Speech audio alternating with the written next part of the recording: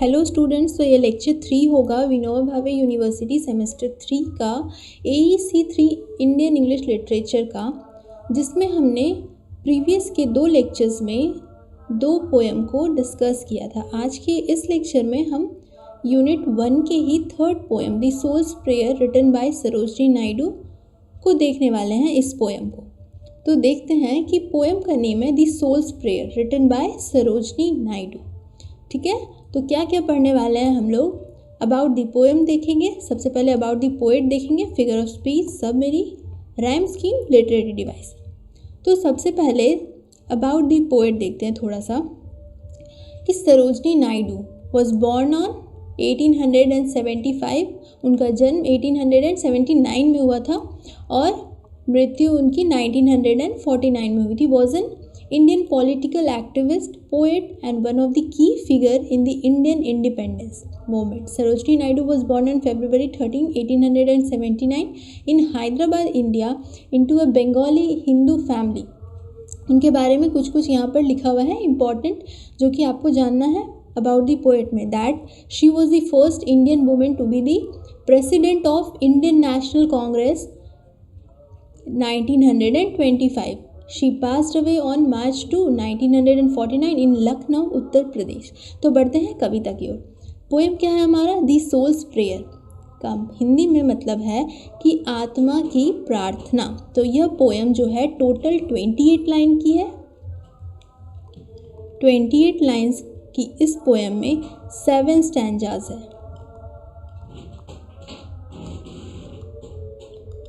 और rhyme scheme है इस पोएम का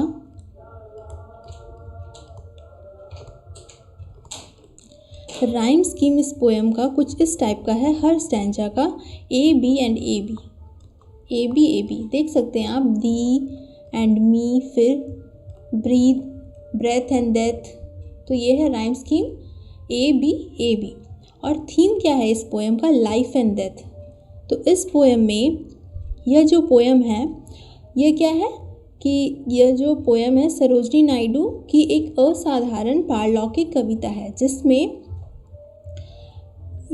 इस कविता में जीवन और मृत्यु की समस्याओं के बारे में जो पोएट है उनकी दृष्टिकोण को उजागर किया जा रहा है। इसमें क्या है, इस कविता में कवि और भगवान के बीच में एक काल्पनिक बातचीत का चित्रण किया गया है। जब कोई छोटा बच्चा रहता है वो भगवान से कैसे पूछ रहा है, कैसे कह रहा है कि मैंने आपकी सांसों से जन्म लिया है, इसके लिए मैं गर्व महसूस करती हूँ।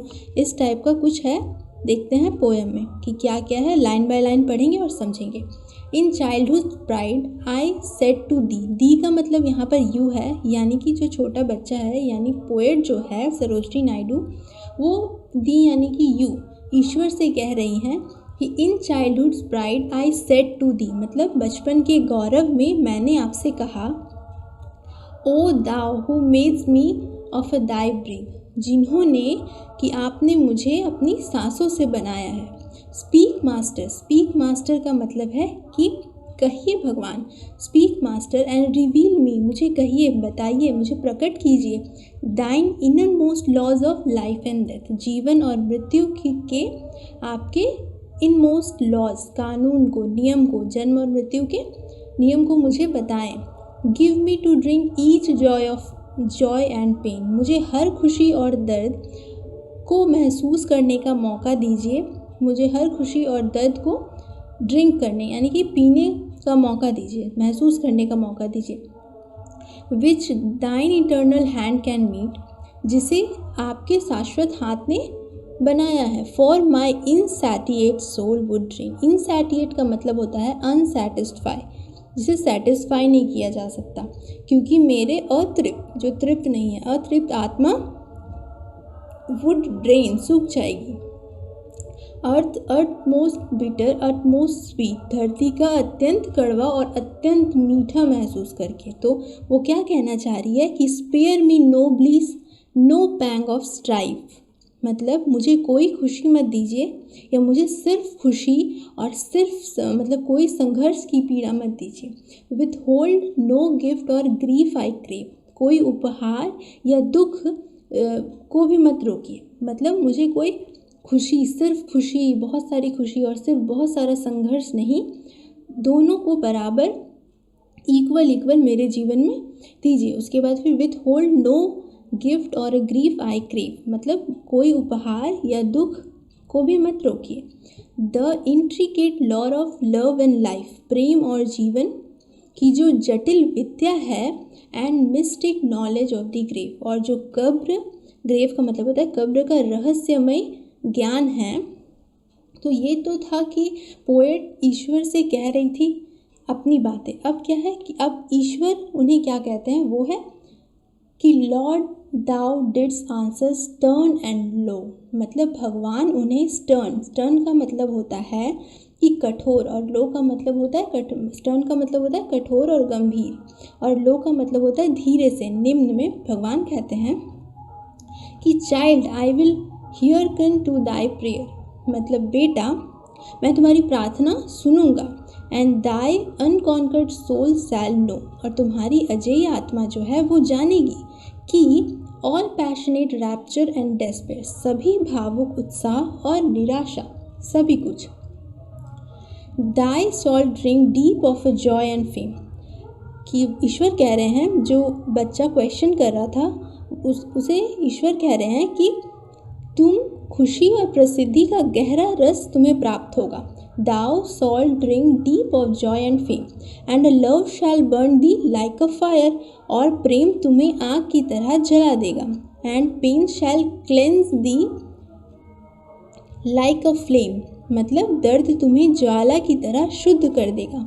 To purge the dross from thy desire, अपनी इच्छा के मैल साफ करने के लिए।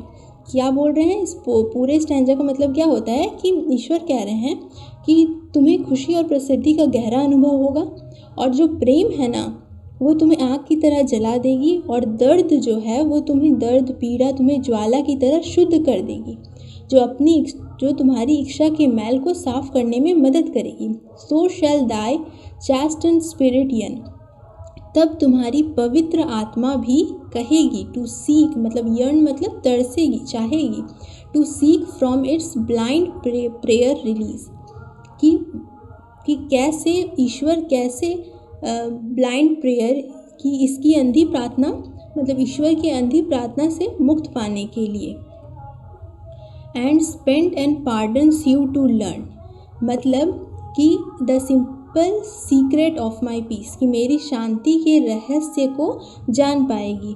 उसके बाद के स्टैंजा में ईश्वर कह रहे हैं कि I bent from my sevenfold height, यहाँ पर कि ईश्वर और हमारे बीच की दूरी को बता रहा है कि मैं अपनी 7 गुना ऊंचाई से झुककर, मतलब ईश्वर, हम लोग का मानना क्या है कि ईश्वर कहाँ रहते हैं, बहुत ऊंचाई में, तो वो क्या करेंगे कि 7 गुना ऊंचाई से झुककर हमें, मतलब will teach the of my quickening grace, कि तुम्हें अपनी त्वरित कृपा के बारे में मतलब सिखाएंगे ईश्वर, कि क्या सिखाएंगे कि life is a prism of my light, मतलब जीवन मेरी रोशनी का एक प्रिज्म है। प्रिज्म क्या होता है कि जैसे उसमें वाइट लाइट को वो 7 कलर में स्प्लिट कर देता है, तो वैसे ही जीवन क्या है, ईश्वर की रोशनी का एक प्रिज्म है। और and death the shadow of my face, और मृत्यु क्या है, मेरे चेहरे की एक छाया है। तो जल्दी से रिकॉल करते हैं थोड़ा सा कि पोएम में क्या था, हमने क्या क्या देखा, शुरू से थोड़ा सा देख लेते हैं कि पहले स्टैंजा में पोएट क्या कह रही है कि ईश्वर, कवित्री स्वयं को ईश्वर की मासूम संतान कहती है, और फिर उसकी सांसों से जन्म लेने के लिए गर्व महसूस करती है। फिर उसे अचानक जीवन और मृत्यु के 2 महान रहस्यों के बारे में जानने की अत्यधिक इच्छा होती है। वह सोचती है कि यदि भगवान उसे जीवन और मृत्यु के नियम और रहस्य बता दे तो वह जीवन के कड़वे अनुभव को सुख और दुख के रूप में सहन करने के लिए तैयार हो सकती है। उसके बाद क्या होता है, उसके बाद वाले स्टैंजाज में कि वह भगवान से उसे सुख और दुख दोनों का आशीर्वाद देने के लिए कहती है, क्योंकि वह उन दोनों का स्वाद लेना चाहती है।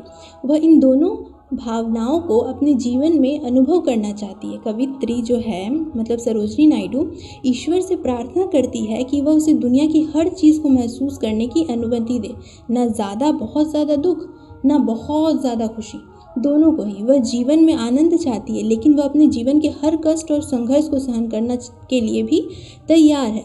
फिर वो भगवान से प्रार्थना करती है कि वह किसी भी दुख या खुशी को अपने पास ना रखे। वह प्यार और जीवन के आनंद को चाहती है। कब्र का ज्ञान रहस्यमय है, क्योंकि कब्र पर जो होता है वह व्यक्ति की सामान्य इंद्रियां से परे है।